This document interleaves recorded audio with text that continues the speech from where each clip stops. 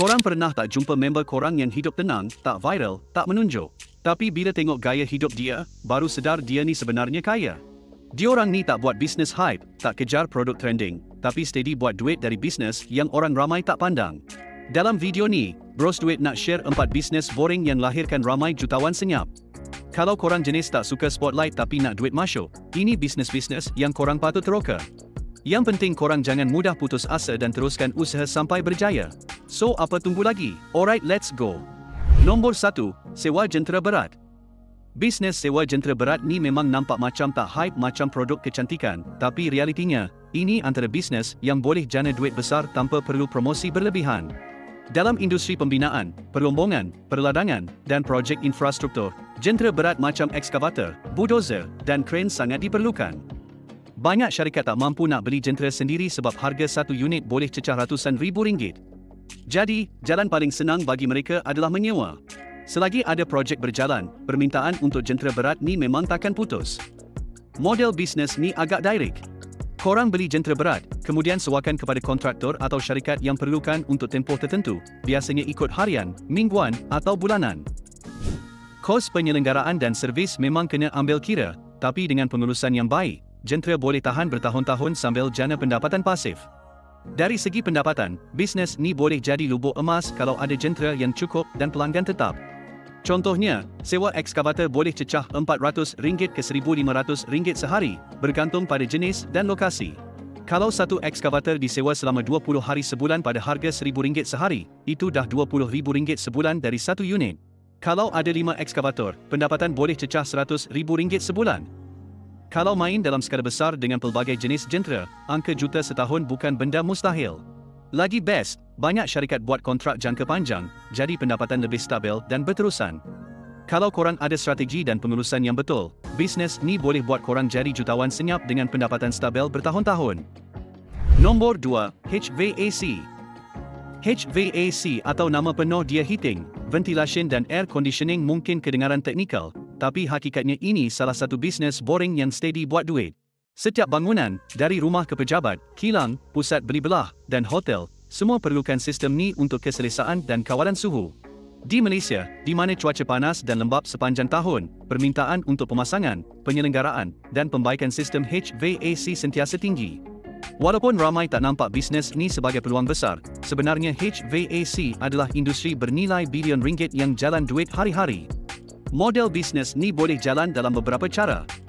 Korang boleh fokus pada pemasangan baru, servis penyelenggaraan berkala, atau baiki sistem yang rosak. Syarikat besar dan bangunan komersial biasanya perlukan kontrak penyelenggaraan untuk pastikan sistem aircon mereka sentiasa dalam keadaan baik.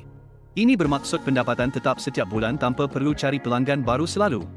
Selain itu, HVAC juga ada permintaan dalam sektor perkilangan, hospital, dan pusat data, di mana kawalan suhu adalah kritikal untuk operasi harian mereka.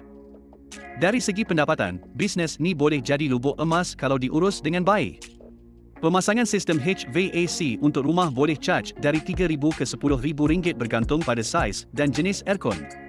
Untuk bangunan komersial atau kilang, satu projek boleh cecah ratusan ribu hingga jutaan ringgit. Kontrak penyelenggaraan pula boleh jana RM500 ke RM5,000 sebulan untuk satu pelanggan, bergantung pada skala sistem. Kalau ada 50 pelanggan dengan kontrak RM2,000 sebulan, itu dah RM100,000 sebulan pendapatan pasif. Syarikat HVAC besar boleh jana juta-juta setahun hanya dari servis dan penyelenggaraan sahaja. Tapi macam bisnes lain, ada cabaran dalam industri HVAC ni. Kos awal untuk start bisnes mungkin tinggi, terutamanya kalau nak target projek besar. Tapi kalau korang ada strategi yang betul, hubungan baik dengan pelanggan korporat, dan tim yang boleh deliver kerja berkualiti, HVAC antara bisnes terbaik yang boleh buat korang jadi jutawan senyap. Nombor 3, pembekal beg guni. Bisnes pembekalan beg guni mungkin nampak macam benda kecil dan tak glamor, tapi sebenarnya ia adalah keperluan utama dalam banyak industri. Beg guni digunakan secara meluas dalam sektor pertanian, pembinaan, logistik, dan kilang untuk pembungkusan barang seperti beras, baja, simen, makanan haiwan, dan bahan mentah lain. Disebabkan penggunaannya yang tinggi dan berterusan, bisnes ni boleh jadi lubuk emas kalau kena cara. Ramai tak nampak peluang dalam benda yang dianggap biasa, tapi kalau korang jadi pembekal utama dalam pasaran, duit akan masuk non-stop. Untuk buat duit dengan bisnes ni, ada beberapa model yang korang boleh start.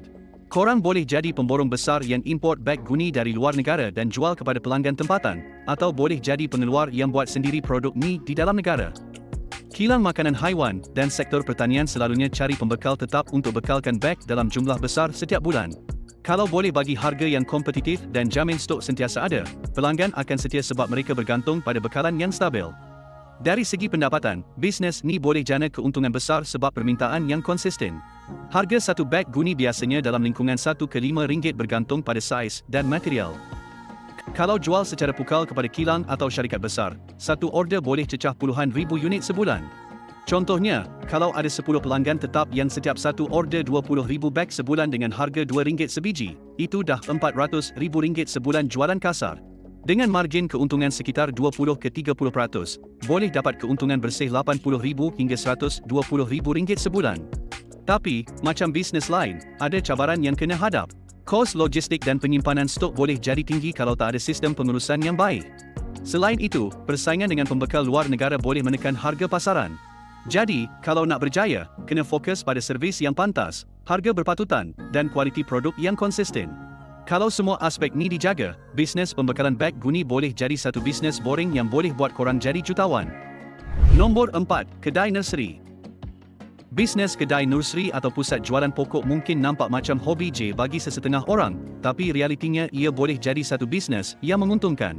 Sekarang, makin ramai orang minat bercucuk tanam, baik untuk lanskap rumah, kebun kecil, mahupun projek pertanian komersial. Tak kira musim, ada je permintaan untuk anak pokok, baja, tanah, pasu, dan peralatan berkebun.